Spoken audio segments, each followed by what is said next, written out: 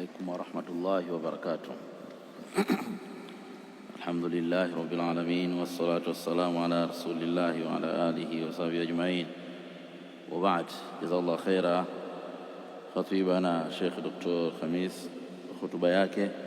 Kwa hakika ni ukumbusho muhimu kwa wakati tuliokuwa nao, na ukumbusho huu utawafaa wenye kuamini. Ukumbusho huu ni mfano wa ule ukumbusho wa manabii alayhimu salatu wassalam walipokuwa wakiwakumbusha watu wao dhidi ya adhabu za Allah subhana. Lakini wale wasioamini wakawa wanacheza shere yaliyokuja kutokea kwamba jamii hizo ziliangamizwa. Ukumbusho huu umefanana na yale ambayo tulikuwa tukikumbusha kabla ya Oktoba 29. Kuna baadhi ya ndugu zetu humo tunawajua kwa majina, wakawa wanabeza, lakini ilipokuja kutokea ikawa sasa ayanan kwa macho, kila mtu ameona, na si kuona tu, bali kila mtu ameonja ile murf, ule uchungu wake.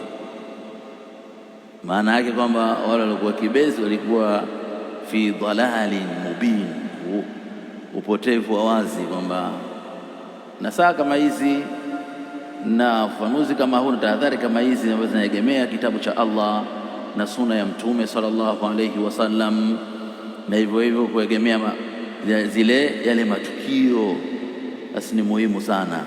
Kwa hakika hawa watu ni mufsidun na ni watu waovu. Mifano yake angalieni katika nchi ya Yaman, mpaka leo Yaman jinsi ilivyo vipande vipande. Mfano wake wa karibu angalia katika nchi ya Sudan, mpaka leo ilivyo Sudan. Nchi ilikuwa na neema kubwa, lakini leo iko wapi? Mfano wa mbali zaidi kwa ndugu zetu katika nchi ya Somalia, miaka 90-91 mpaka leo hakujaeleweka. Haya ya mchezo hivi mchezo ikafikia sasa hajulikani alaumiwe nani. Wakati huo nafsi za waja zimeangamia, watu wengi wamekufa, mali zimeharibika, nchi imeparaganyika, miundo mbinu yote imeharibika. Nani wa kuirejesha katika wakati husika? Hamna.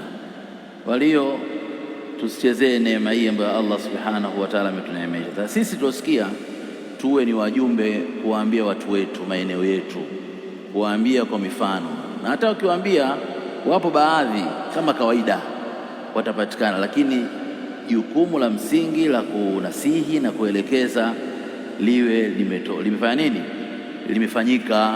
Watu wengi wanafikiria kwamba ukielekeza hivi, ukinasihi hivi, kuna mambo wanasema bwana nini anaita leo, wanaita nini ile uchawa. Mwanzo ulikuwa upambe, sasa hivi uchawa.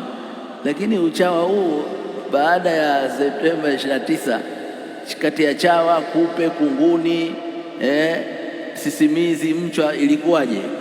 Wote ilikuwa sawa tu, na kheri na saada ilikuwa kwa madai na mashekhe waliopigania na waliotahadharisha. Tulikuwa na saada, tulikaa ndani, lakini tuliwaambia Allah lolote litakalokuja lije, lakini sisi jukumu letu tushalimaliza, na tunataraji kheri mbele ya Allah tabaraka wa taala. Kwa hakika hii ni ibada, na ni ibada kubwa katika ibada za kujikurubisha kwa Allah, kuwatahadharisha watu juu ya fasad na uovu na machafuko. Ni ibada kubwa hii, na kufanyika tena katika jihadi kubwa fi sabilillah. Jazakallahu khaira khatibana.